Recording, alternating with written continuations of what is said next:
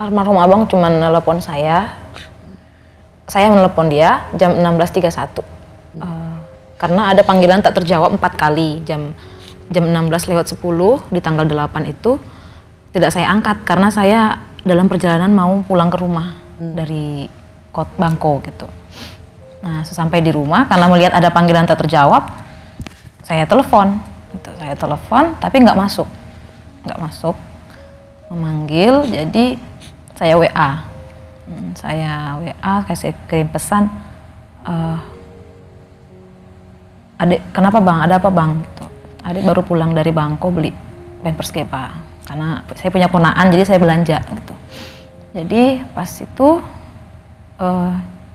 tidak masuk WhatsApp-nya, hanya checklist 1. Sudah nggak bisa dikontak?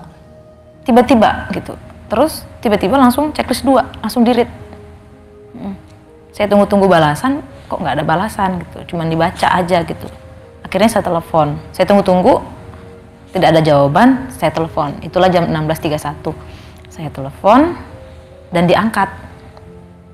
Dan almarhum abang cuman bilang, saya tanya, kenapa bang? Gitu. Bentar ya dek. Vera Simanjuntak masih mengingat pesan terakhir almarhum Brigadir Nofriansah Yosua Huta Barat. Sebelum kejadian pembunuhan berencana Verdi Sambo di Duren 3 8 Juli 2022. Sebelum 8 Juli 2022, Brigadir J sempat mengeluh dan merasa patah arang dalam menjalani pekerjaannya. Almarhum juga pernah minta maaf kepada kekasihnya itu meski tak menjelaskan maksud dari permintaan maaf tersebut. Vera menambahkan, sekitar tanggal 19 Juni, almarhum sempat mengirim pesan WhatsApp meminta maaf, namun tidak menjelaskan maksud tersebut. Maklum kalau jarang ngasih kabar, kayak gitu. Tapi jelas ya dibilang bahwa dia diancam dibunuh karena bikin ibu sakit. Iya. Kalau ke atas, maka dibunuh. Tapi sakitnya apa nggak dikasih tahu? Nggak dikasih tahu. Cuman dia bilang ketika kamu tanya, emang abang bikin sakit ibu gitu? Ya enggak lah dek, dia bilang gitu. Kalau misalnya beberapa bulan sebelumnya soal percakapan yang kemudian di screenshot, video call menangis untuk memberikan hati, itu menurut Vera sebenarnya apa yang terjadi? Menurut saya malah mikirnya dia sakit waktu itu. Tanggal 21 Juni itu, dia video call saya. Dia video call saya sekitar jam 11:30. Karena memang dia bisa mengabari itu jam-jam segitu yang dia memang santainya gitu. Karena habis bekerja. Jadi saya angkat, sudah itu lagi di mana dek? Lagi di rumah bang. Enggak dinas, enggak. Terus dia ngomong, abang ada yang mau abang ceritain, kata dia. Dan abang bilang, abang ada masalah dek. Terus dia bilang, tapi abang nggak bisa ngomong gitu. Masalah ini ke mama, ke bapak, ke adik, ke Depi, adik Reja, Kak Yuni, bahkan ke adik. Terus ceritalah bang, saya bilang, ceritalah bang, jangan dipendam sendiri. Vera masih ingat saat almarhum meluapkan emosi tentang peristiwa di Magelang. Pada 7 Juli, sehari sebelum pembunuhan, Brigadir J menghubungi Vera Simanjuntak.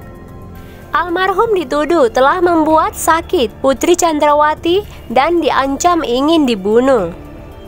Vera menjelaskan almarhum menelepon sekitar jam 20 waktu Indonesia Barat. Kemudian ada 4 panggilan tak terjawab dan almarhum menghubunginya lagi sekitar pukul 20.30.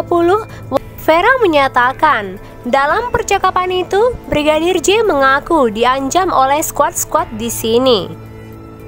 Kurang ajar? Ya. Apa maksud kurang ajarnya? Siapa? Saya tanya lagi. Bu, siapa? Squad-squad di sini. Squad-squad? Squad-squad di sini. Jadi bukan squad, tapi squad-squad? Squad-squad di sini. Setelah itu, emangnya abang ngapain ibu? Saya bilang. Abang ada pukul ibu? Saya bilang kayak gitu. Oh, kamu nanya itu? Iya. Ya enggak lah dek, dia bilang. Ya udah abang jangan takut. kalau abang nggak salah abang jangan takut. Saya bilang kayak gitu. Iya kata dia. Dia bilang kayak gitu. Itu emangnya abang sekarang lagi di mana? Saya bilang. Aku lagi di Magelang. Terus itu yaudah ya nanti aku kabarin lagi. Termasuk aneh nggak percakapan itu menurut Vera? Aneh. Anehnya? Ya anehnya ya karena dia bilang dia tidak salah, tapi kenapa dia dituduh gitu.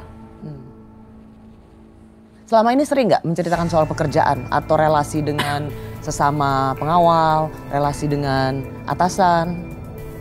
Kalau untuk bagaimana pekerjaannya dia nggak pernah cerita kemana enggak. Cuman dia bilang pekerjaan saya, abang ini sibuk deh, jadi harap maklum kalau jarang ngasih kabar kayak gitu.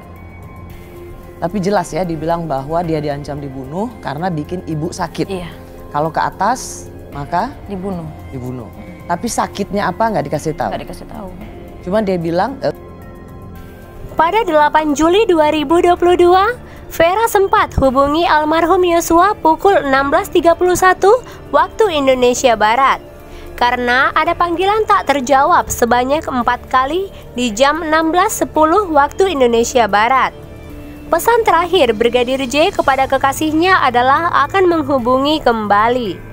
Momen saat Yosua berbicara di telepon diperagakan dalam rekonstruksi pembunuhan di rumah dinas Verdi Sambo di Duren 3, Selasa 30 Agustus 2022.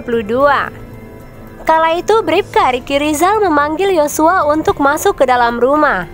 Begitu juga dengan ancaman terhadap Brigadir J yang diketahui dilakukan Kuatmaruf juga sempat diperagakan dalam rekonstruksi di Rumah Saguling Selasa 30 Agustus 2022.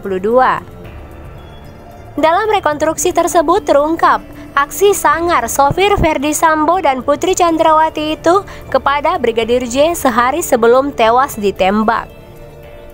Maklum kalau jarang ngasih kabar kayak gitu. tapi jelas ya dibilang bahwa dia diancam dibunuh karena bikin ibu sakit. Iya. Kalau ke atas maka Dibunuh. dibunuh. Tapi sakitnya apa nggak dikasih tahu. Nggak dikasih tahu. Cuman dia bilang ketika kamu tanya, emang abang bikin sakit ibu gitu. Ya enggak lah dek, dia bilang. Kejadian itu berada di Magelang. Kuatmaruf sempat mengancam bakal membunuh Brigadir J. Hal itu membuat Brigadir J bercerita kepada kekasihnya, Vera Simanjuntak, lewat panggilan telepon.